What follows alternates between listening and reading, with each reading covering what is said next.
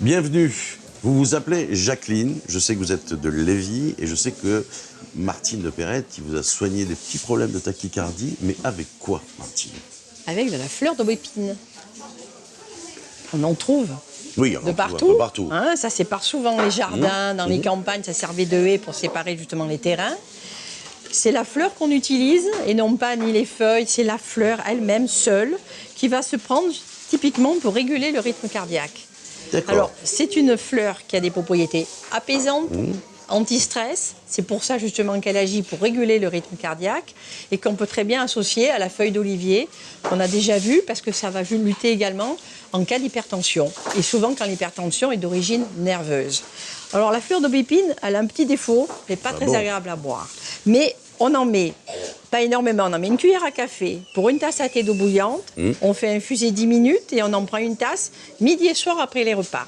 C'est vrai que je conseille souvent de l'associer, bien évidemment, soit à la fleur de lavande, qui est anti-stress, qui est apaisante. Elle se mariera très bien avec la fleur d'aubépine, la fleur d'oranger également, qui sont toutes des plantes anti-nervosité, anti-stress. Donc la fleur d'aubépine est épatante pour tout ce qui est palpitation, tachycardie, dans la mesure où le cardiologue, évidemment, a éliminé tout problème important organique. Mais s'il s'agit de palpitations, surtout d'origine nerveuse, la fleur d'aubépine est incontournable. À Biancaspine. À Biancaspine. Pourquoi elle pique?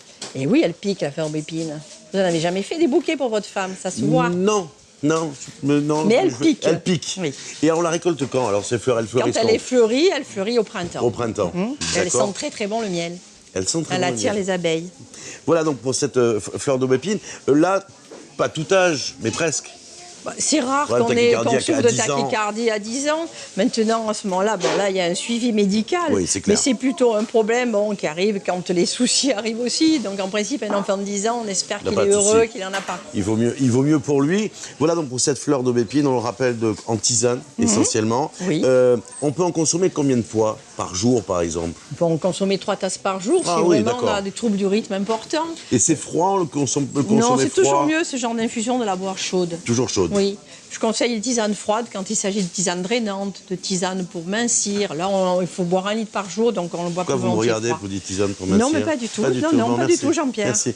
Et puis je voulais aussi dire une chose qui est importante, et vous allez nous le rappeler, il n'y a pas de contre-indication entre l'allopathie et bien sûr les plantes que vous vantez, au contraire. La phytothérapie est totalement complémentaire avec l'allopathie, bien évidemment. L'un ne chasse pas l'autre. Ah, pas du tout, absolument pas. D'ailleurs, il y a beaucoup de médecins qui sont tout à fait d'accord quand leurs patients ont des thérapies un peu lourdes pour qu'ils, justement, ils prennent de temps en temps soit une tisane pour drainer le foie, soit une tisane tout simplement pour drainer au niveau articulaire. Donc, au contraire, ça s'associe très bien. Voilà donc conseil pour l'aubépine, conseil donné par Martine de Perrette. Bravo, Jacqueline, et à bientôt.